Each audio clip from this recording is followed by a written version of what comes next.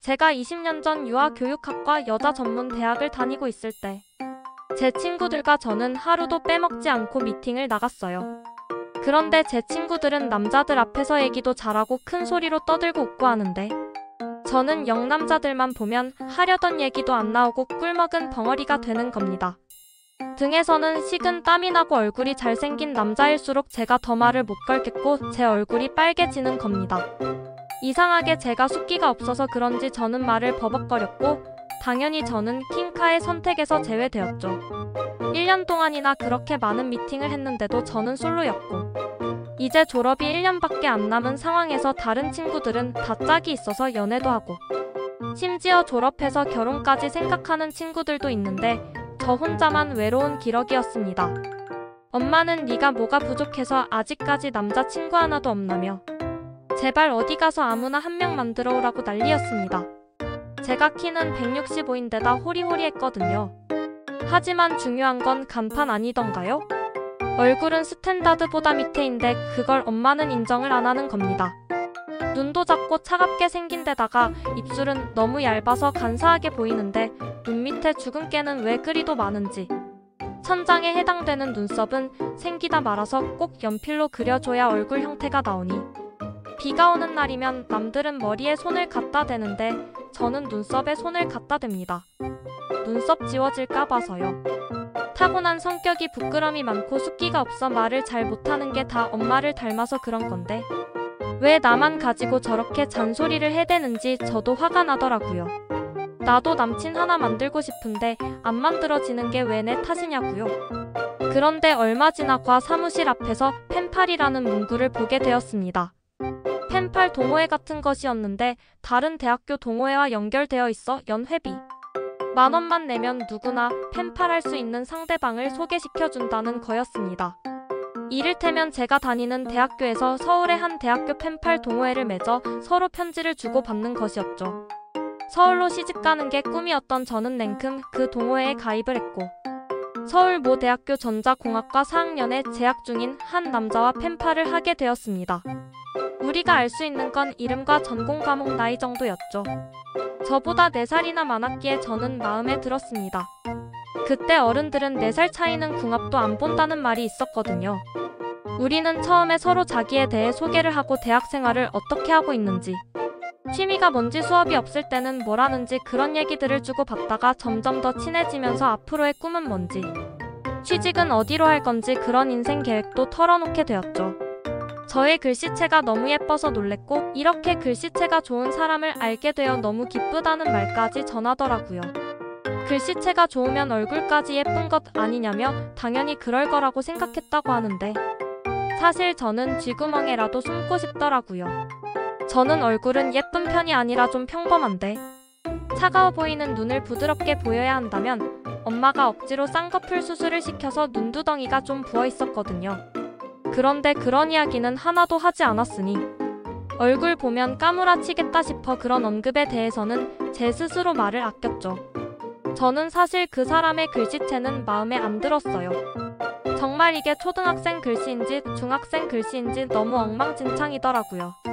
이 글씨체로 어떻게 공대를 들어갔는지 참 기적이 아닐 수가 없습니다. 기말고사가 끝나고 저는 아이스크림 공장에서 아르바이트를 했는데 그 남자는 강원도 자기 집에 가서 농사일을 거둔다고 하더라고요. 가을과 함께 우리와 교육학과는 제주도로 졸업여행을 다녀왔는데 관광버스 안에서 제가 뽑기에 걸려 노래를 불렀는데 분위기 싸늘했다며 노래방에 가서 노래 연습 좀 해야겠다고 하소연을 늘어놓았죠. 그런데 그 남자이 깊어가는 가을날 낙엽을 밟으며 함께 주황산이라도 다녀오면 참 좋겠다고 그러더라고요. 자기는 공부에 파묻혀 여행 갔다 오는 건 꿈도 못 꾸는 현실이라면서요. 서로 아쉬움을 달랬습니다. 펜팔의 한계가 점점 느껴지는 때이기도 했죠. 거의 9개월을 얼굴도 보지 않은 채 편지만 주고받았으니 슬슬 만나고 싶어지는 건 자연의 섭리 아니었을까요? 하지만 저는 제 얼굴을 보면 이 남자가 실망을 할 것이고 편지는 제가 하고 싶은 얘기 다 나눌 수 있는데 얼굴만 보면 등에서 식은 땀이 나고 꿀먹은 벙어리가 되니 만나는 건 아무래도 자신이 없었습니다. 무엇보다도 제 인위적인 눈을 들킨다는 건 참을 수 없었죠. 그렇게 우리는 졸업을 하고 저는 유치원 교사가 되어 일하고 있고 그 남자는 중소기업에 취직했죠. 졸업과 동시에 펜팔 동호회는 끝이 나니 더 이상 이 사람이 나에게 편지를 쓰지 않겠지라는 불안감이 밀려오더라고요. 그런데 기우였습니다. 그 남자는 어느 날 휴가를 내어 제가 사는 대구로 오겠다는 거였습니다. 저는 아직 만나고 싶지 않다고 했죠. 좀 더 서로를 알고 나서 만나고 싶다고 했는데 그 남자는 이제 집에서 결혼도 하라 하고 선도 보러 다녀야 한다며 펜팔이 자기에게는 결혼을 전제로 하지 않으면 더 이상 아무 의미가 없다고 하는 게 아니겠어요? 엄마는 자꾸만 네가 그렇게 공을 들여 편지를 적고 한 사람인데 왜 안 만나고 뜸을 들이냐며 엄마가 대신 서울고 올라가서 그 남자를 만나고 오겠다는 게 아니겠어요? 정말 저는 선택의 여지가 없었습니다. 그 남자는 대구역 한 커피숍에서 저를 기다린다고 했고 저는 엄마 손에 이끌려가게 되었습니다. 엄마는 물론 저쪽에서 우리를 살피고 계실 작정이었습니다. 그 남자 정호 씨를 드디어 1년 반 만에 만나는 날 제 가슴은 한순간도 쿵쾅쿵쾅 뛰지 않은 적이 없었죠. 정호 씨는 저를 보자마자 오호 씨 정말 반갑네요. 생각했던 것보다 키가 많이 크시네요. 지적으로 생기셨어요. 하며 싱글벙글거리는 겁니다. 안내? 펜팔로만 알고 지내다가 이렇게 만나니 너무 이상하기도 하고 반갑기도 하고. 대구가 많이 덥죠? 우리는 냉커피를 마시며 서로를 살피기 시작했고 무슨 말이든 이어가야 하는데 제 병이 또 슬슬 나타나는 겁니다. 말을 하나도 못하겠고 얼굴이 빨개지면서 이마에는 식은땀이 나는 겁니다. 제가 아무 말을 못하고 있자 저쪽에 있던 엄마가 다짜고짜 우리 테이블에 합석을 하셨죠. 당황한 정호 씨는 누구세요? 했고 엄마는 아고 내가 참 안 낄라고 했는데 내가 참 보고 있으니 우리 딸이 너무 말을 못하고 있어서 그게 내가 안 따라올라 했는데 궁금해서 정호 씨에게 하는 수 없이 엄마라고 말을 했고 제가 이런 증세가 있다는 걸 설명했고 그래서 펜팔을 하게 되었다는 것까지 엄마는 다 일렀습니다. 정호 씨는 엄마와 뭐가 그리 통했는지 장장 2시간이나 막힘없이 대화를 이어갔고 그 후 정호 씨는 일주일에 한 번씩 대구를 내려와 저와 엄마를 만나고 갔습니다. 저와 꼭 결혼하고 싶다나요? 사실 저희 엄마가 제 자랑을 많이 했거든요. 우리 딸 같이 순진한 처녀가 이 세상에 어디 있어? 얘는 집하고 유치원밖에 모르는 애야. 내가 우리 딸이라서 그러는 게 아니라 이렇게 착한 딸 진짜 주기 아까워. 남한테.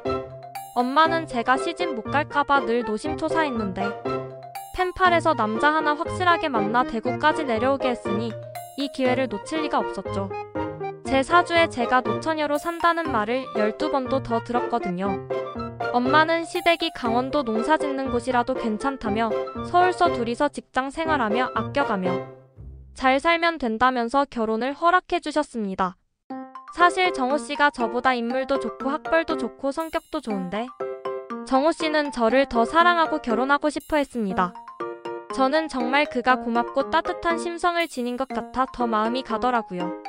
6개월의 데이트 끝에 우리는 하나가 되었습니다. 결국 펜팔이 우리를 하나로 이어준 계기가 되었지만 엄마의 적극적인 PR 없이는 이 결혼이 성공했는지는 아직도 모르겠습니다. 저는 엄마께 아직도 감사드리며 잘 살고 있습니다. 이런 진국을 제 남편으로 만들어주셔서 말이에요.